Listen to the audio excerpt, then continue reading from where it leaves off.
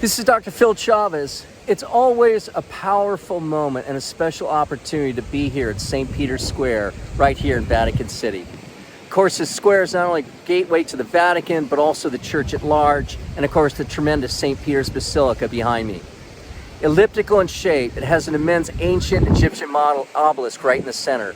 And behind that obelisk, in my perspective here, is the Apostolic Palace, where the Holy Father is designated to live on that top floor. He appears out of the second window from the right every Sunday at noon. Now, the square itself was designed by John Lorenzo Bernini between 1656 and 1667. There are two gorgeous fountains here on the right and on the left. You could see one behind me, and in fact, you could probably hear it.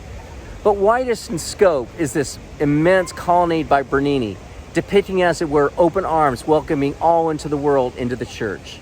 On top of this colonnade, you could see behind me are some of the 140 statues of many well-known saints and many not so well-known, including some founders of religious orders, St. Dominic, St. Francis, Bernard, Benedict, Ignatius, and many others. The apostles stand at the far end of the colonnade closer to the basilica, and on top of the basilica itself are other apostles. Now, also standing in back also are, on top of huge pedestals, are statues of Peter and Paul, who are considered the patron saints of Rome. Now, Catholic tradition holds that Peter met his martyrdom here on 13th of October, 64 AD, during the Great Fire of Rome. According to Jerome, Peter was crucified head downwards. Now, the crucifixion actually took place near this obelisk, however, positioned at a distance from here, probably about 65 yards, at the center of Nero's circus at the time.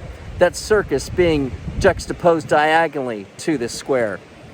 In any case, the obelisk stands over 25 meters tall and dates from the 13th century BC. Yes, brought over from Egypt itself by the Romans.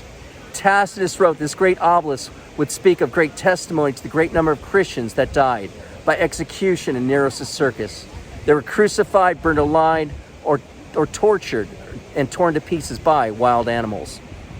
The obelisk stands as a testimony to the church of its power and endurance, especially as enabled by Jesus Christ.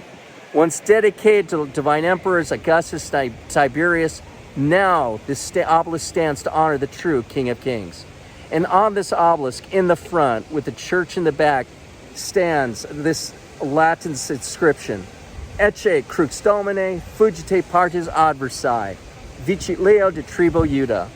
Behold the cross of the Lord, flee bands of the adversary. The Lion of the tribe of Judah has conquered.